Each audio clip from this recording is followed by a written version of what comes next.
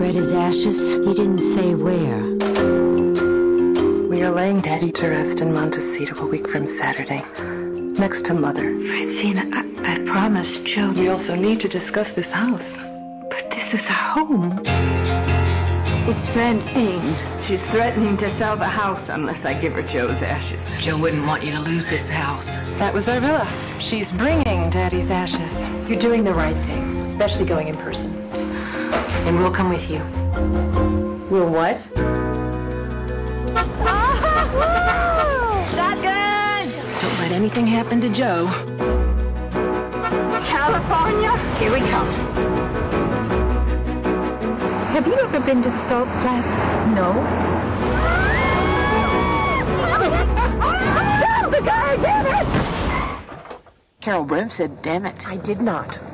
And don't you dare tell anyone. Well, I'm talking to Jessica Lange and Joan Allen from the absolutely charming and very touching film Bonneville. I just had a wonderful time seeing it last week. Oh, good. Yes.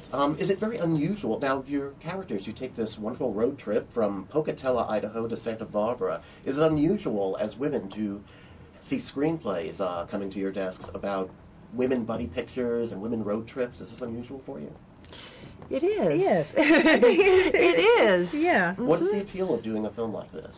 Well, I think there were a few things that were appealing. I mean, when I came on, Jessica was on initially, and by the time I came on, Jessica and Kathy Bates were set, and I was thrilled at the prospect of working with both of them. And it seemed intriguing. Jessica was also very enthusiastic about doing a road picture, which is a very specific genre, which she had never tackled before, and I had never experienced, and she got me enthused about that. and you know, going to this state of Utah where we shot most of it, gorgeous locations. There was a lot of that appeal. We're stranded. Don't worry, everything's fine. No, I didn't. Carol Brim said, damn it. I did not. And don't you dare tell anyone. Someone will come by.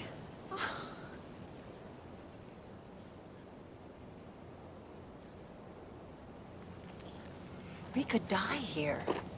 The locations were marvelous. I mean, just watching the film. Have you been to, or are there any new places that you went to that you've never seen before? Was it like a vacation for you? All of those places. I mean, I had seen the Salt Flats once, but no, Bryce Canyon, Lake Powell. I mean, those were all new. Wendover. Wendover. That was new. That was new. And I hadn't seen any of them either. I hadn't visited the state before that, so it was a real treat. Now, your character is more of a conservative religious woman. I understand you did a lot of research by actually visiting families and Mormon communities? I did. I spent about a week before we started our own little rehearsal and filming, because I felt it was important to have a better understanding of the overall religion and to meet some real people, and a few women. One woman in particular was incredibly generous with her time and opened up her home to me and went to church, and then Sunday dinner, and then I went to a women's night at the church one Wednesday night for a few hours, and it was very illuminating. Neither one of us should be going on this trip. Oh, come on. Leave Arlo alone for a whole week? Well, how would you know? You haven't left his side since high school. I have so. Trips to the ladies' room don't count. And when did you last have to take care of a man, Miss Freezebird? Well, why do you think I booked that stupid cruise? I was hoping to take care of a man one more time before I die. Margene. Come on, get over here. No, I'm busy. Carol's had enough adventure for one day. You two don't think I'm any fun, do you? No, we think you don't think you're any fun.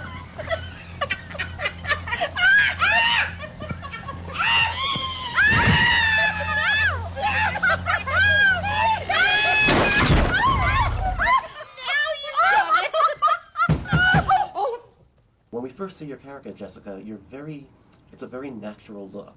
It's a very strikingly natural look and very simple. Can you tell us about the choice to have the character look that way? Well, I think, for any actor, you've got to figure out where are these people from, how do they live their lives. And in my case, the opening scene, I've just traveled back from Borneo. I've been out in the jungle and now have traveled probably several days, had to walk for a day or two to get back to a town, to get on a bus, to take me to a plane.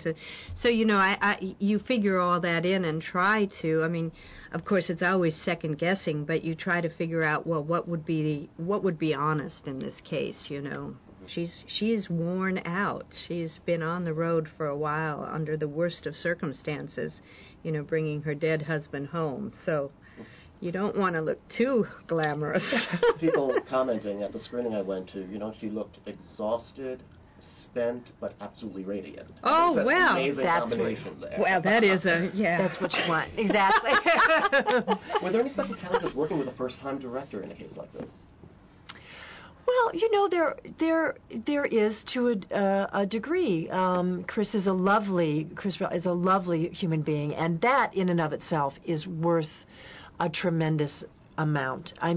Just to be able to walk on the set and feel a supportive atmosphere, and a safe atmosphere, is really almost. If you only got that one thing as an actor, you're way ahead of the game, because if you're trying to, expose these emotional things, you want to feel like it's safe, and you're not going to be with somebody who's going to scream at you and do all these kinds of things. So Chris is a very, very lovely man. I think he was gentle with us. He was as helpful as he could be. He was partnered with a wonderful cinematographer, which I think for first-time directors is key. Yeah. You need a very strong cinematographer, a very good first AD, because they need, it's a learning curve for them as well. And I think that all was the case on the film.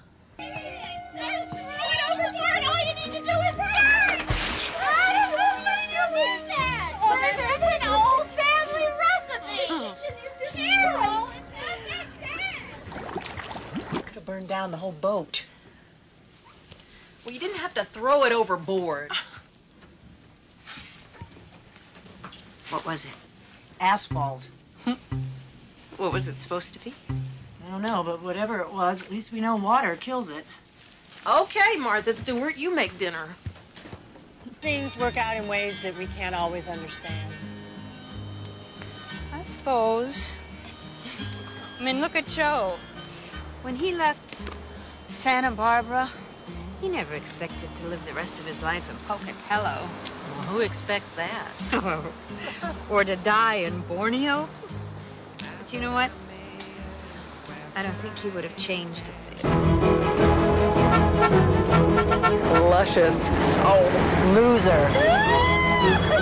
She's not answering.